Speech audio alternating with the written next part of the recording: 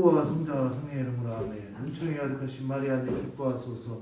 주님께서 함께 계시니 현재 복되시며 태중의 아들 예수님 또한 복되시나이다. 천주의 성모 마리아님 이제와 저희 죽을 때 저희 죄인을 위하여 빌어주소서. 아멘. 성부와 성자와 성령의 이름으로 아멘. 안녕하세요. 안녕하세요. 네, 부활 축하합니다. 축하합니다. 여기 방송용 멘트라서 그런가? 그래요. 그 부활 기간 동안에 잠시 우리 이거 하는 것을 좀 중단했었는데 다시 이어서 우리 갈라티아서부터 이렇게 하나씩 해보도록 했으면 좋겠습니다. 우리 청년들 잘 지내고 있죠? 네. 네, 좋습니다. 그 지금 여러분들이 읽는 거하고 지금 배우는 거하고 차이가 좀 많이 나가지고 좀 걱정인데 그거 내가 어떻게 할 거가 좀 연구를 해서 고민을 해서 좀 이렇게 다시 이야기해 주도록 할게요. 자, 갈라티아서 여러분들이 읽어봐서 알겠지만 바오로 편지의 전형적인 특징 중에 하나가 뭐냐면은 인사말 그 다음에 나오는 게 감사예요. 읽어봐서 알겠지만 나는 여러분을 두고 우리 주 하나님께 감사합니다 하면서 막 감사한다는 얘기가 막 나와. 근데 갈라티아서만 이게 빠져있어. 왜 빠져있을까? 왜 빠졌냐면 생각해보면은 다른 데에서는 다 감사한다고 여러분들 보면서 감사한다고 막 이야기하는데 갈라티아서에서만 감사하는 게 없어요. 그 얘기는 뭐예요? 나는 당신들 공동체 보고 하나님께 감사드릴 게 하나도 없습니다. 이런 의미입니다.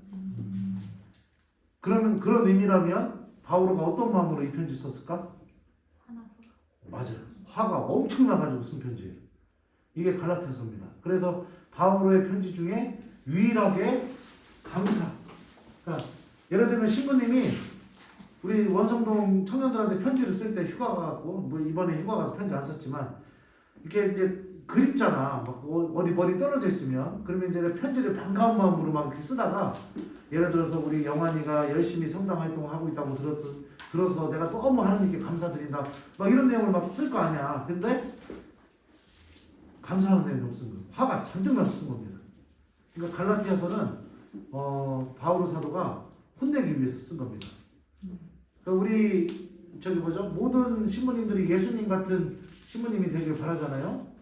근데 예수님 같은 사제가 화를 안 내는 사제는 아닌 겁니다. 아무튼 이건 여담이고. 그래서 이 갈라티아서 읽어보면 알겠지만 어리석은 갈라티아 사람들이요 막 이런 표현도 있어요. 바오로 사도가. 그러니까 편지에다가 막 당신들 막 어리석다고 막 이렇게 쓴 거죠. 그러니까 얼마나 화가 났으면은 편지를 이렇게 썼을까 생각해 볼 수 있습니다. 왜 화가 났느냐? 이 갈라티아 사람들이 바오로 사도가 잘 알려줬던 예수님을 믿는 길에서 돌아서 버렸기 때문에 그렇습니다.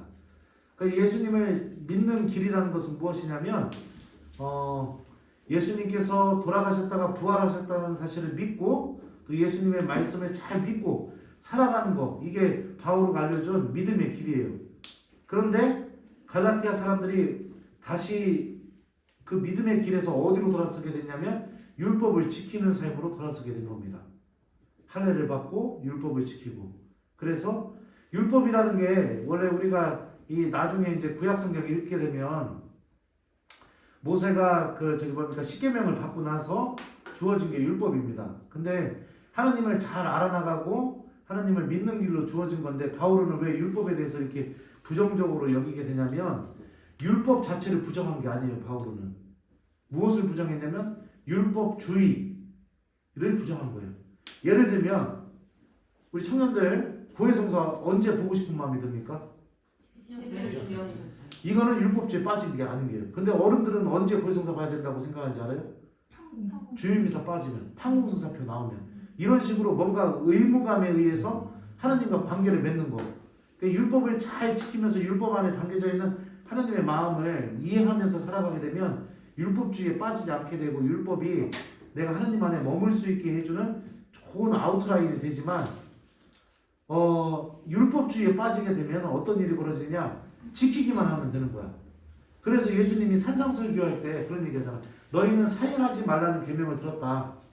그러면 10계명에서 살인하지 말라. 라는 것은 사람을 죽이면 안 되는 거잖아.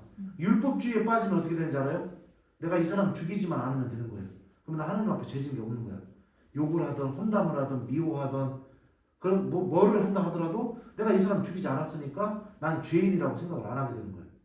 이런 식으로 율법주의에 빠지게 되는 거에 대해서 바오로가 굉장히 경각을 한 거죠. 근데 중요한 건 뭐냐면 갈라티아 사람들이 바오로가 알려준 믿음의 길, 곧 그러니까 하나님 말씀에 대한 믿음, 또 예수님이 돌아가셨다가 부활하셨다는 그 사실에 대한 믿음을 갖고 살아가는 길에서 율법을 따르는 사람으로 돌아가는 겁니다.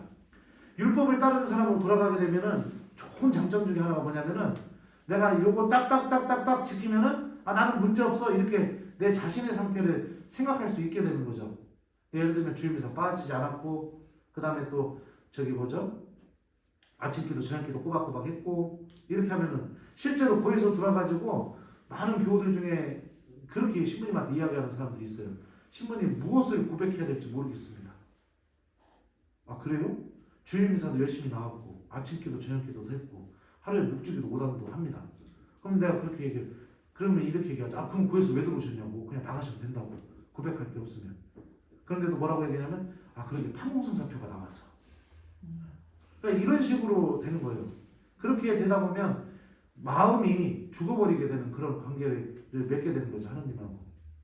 이게 갈라티아서에서 바오로 사도가 화가 잔뜩 났던 이유 중에 하나예요.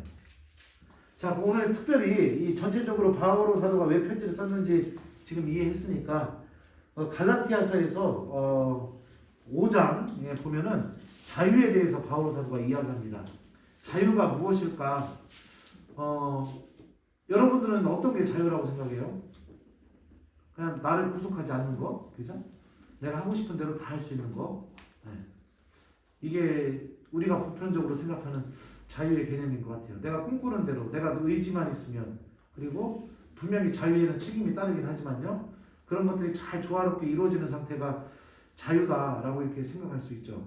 근데 바오로 사도가 이야기하는 자유는 조금 다릅니다.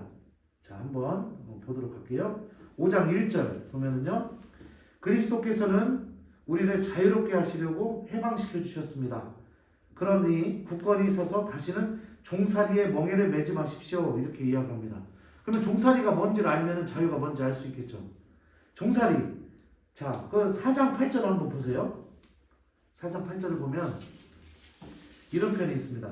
전에 여러분이 하나님을 알지 못할 때에는 본디 신이 아닌 것들에게 종살이를 하였습니다. 이런 표현이 있죠. 그러니까 하나님을 알지 못할 때 신이 아닌 것들에게 종살이를 했다. 네, 자 괜찮아요. 시리가 대답했네요.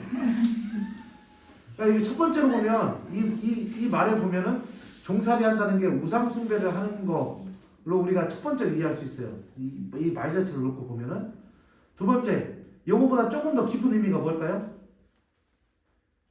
바오로 사도가 앞부분에 한 이야기가 있습니다. 전에 여러분이 하나님을 아직 알지 못할 때에는, 그러니까 종살이라는 것은 하나님에 대한 알미 완전히 결여되어 있는 거. 이게 종살인 겁니다. 그러면은 종살이의 반대가 자유라고 우리가 볼 수 있다면 자유는 뭐냐? 하나님을 알아나가는 삶. 이게 내가 진정한 자유 안에 들어가는 거예요.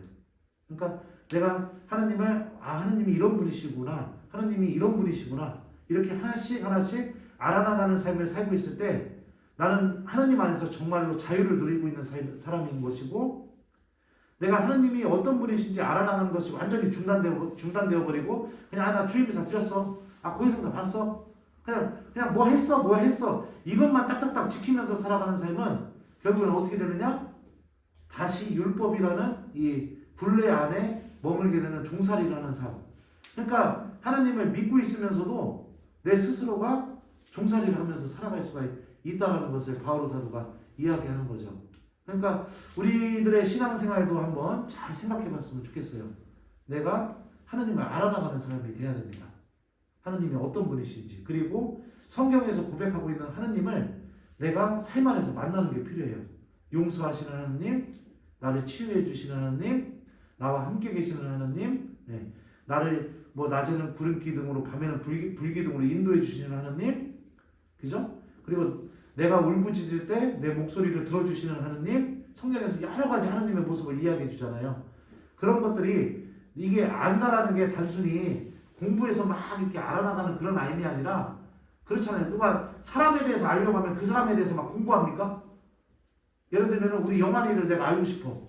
그러면 내가 영환이가 어떤 사람인지 막 공부해요. 물론 그 방법도 알 수는 있을지 모르겠지만 정확하게 알아나가는 방법은 함께 시간을 보내고 같이 밥도 먹고 대화도 하고 여행도 가보고 이런 게 이 사람이 어떤 사람인지 알아나갈 수 있잖아요. 제일 중요한 게 뭐냐면 하나님과 함께하는 시간을 가져보는 거. 이게 하나님이 어떤 분이신지 알아나가는 겁니다. 우리 청년들이 본당에 와서 토요일날 오후부터 미사 끝날 때까지 많은 시간을 하나님과 함께하는 시간을 보내잖아요.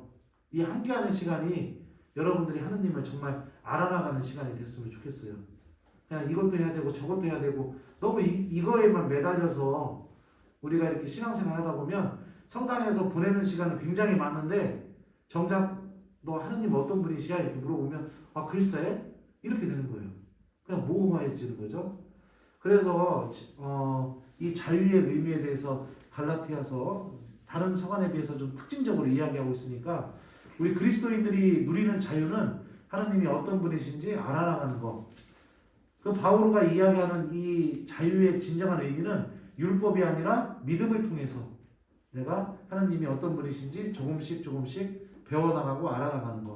이게 우리 천주교 신자들이 누려야 할 자유라고 알려주고 있습니다. 그러면은 본당에서 와가지고 시간을 많이 보내게 될 때 어떻게 보내야 될까? 내가 뭐 봉사할 때마다 마음속으로 의식적으로 좀 기도하는 습관을 가졌으면 좋겠어요. 예수님 이 봉사 통해서 제가 당신의 도구로 잘 쓸 수 있도록 도와주십시오. 이렇게도 좀 해봤으면 좋겠고 그리고 성당 와가지고 그냥 바로 그냥 그 우리 회합실이나 막 이런 데 들어가가지고 웃고 떠들고 하는 것도 좋지만 10초라도 성전에 먼저 올라가서 잠깐 성체 앞에 앉아서 예수님 저 왔어요 이렇게 좀 인사도 좀 해보고 그런 식으로 내가 예수님과 내가 함께 있다라는 것을 좀 의식할 수 있는 그런 것들을 좀 본당에 와서도 좀 해봤으면 좋겠습니다. 그런 거 안 하면 성당에서 시간을 오래 보냈는데 나중에 하나님 어떤 분인지 전혀 몰라요.